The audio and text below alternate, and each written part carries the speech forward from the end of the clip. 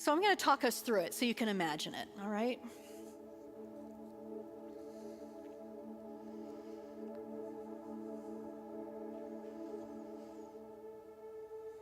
So imagine that we have done our greeting and our announcements, and then we invite people perhaps to a deep breath so that we settle, and some underscoring begins.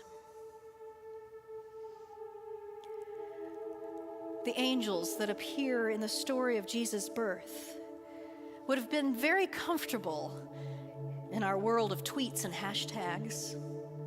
Their messages were often short and to the point, their favorite one being this line, "Do not be afraid."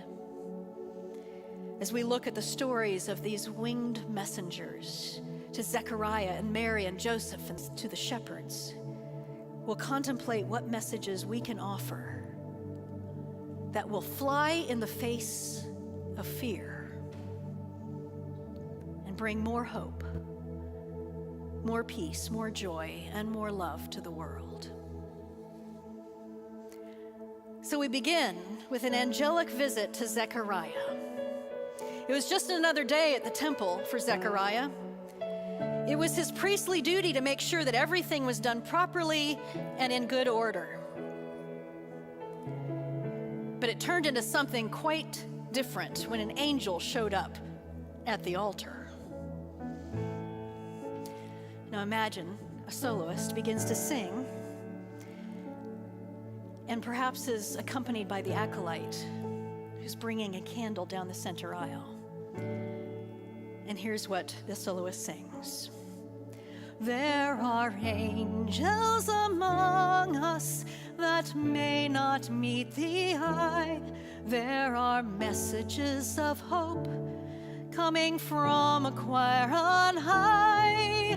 But don't just look up, for the way God works is to plant more hope right here on earth, just like it was with Jesus' birth. Then the choir joins, perhaps coming up the aisle slowly. There are angels among us. There are angels among us. There are angels among us, bringing hope on earth. So let's say the choir has gotten into the aisles, and maybe there's some children. The children's choir has come in with them, and the children begin this building of this phrase. Not be afraid. Do not be afraid. Do not be afraid. Do not be afraid. Do not be afraid.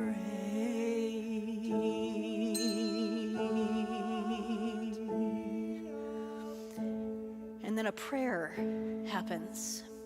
Holy living God, blessed Jesus, guiding Spirit, alight us with your flame of hope this day. It's a great time to light the first Advent candle, right? Grant us openness to hear your message. Grant us courage to be your messengers in the world, creating more hope in the midst of fear. And the pastor would say, and with the angel messengers above us, among us, and within us, we sing.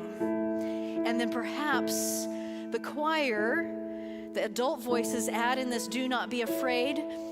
And maybe on the second and third and fourth week, the congregation will have heard it enough times that they will also join in. You can put the music in your worship guide and they can join in this round of do not be afraid as well. Here we go.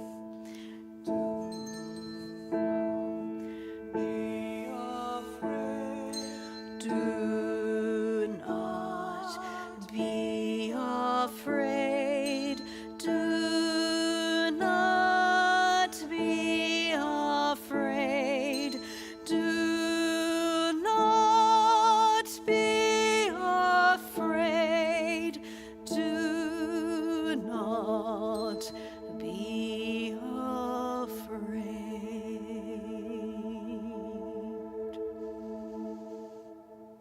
and then you would segue into your opening hymn.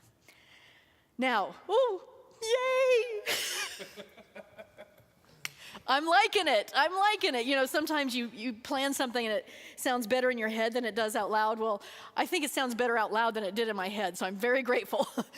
So, one of the things that you'll notice in there that I use the word hope, right? So we would essentially do the same thing each week, but the word would change to peace, love, joy, right? In both the song refrain and in the prayers.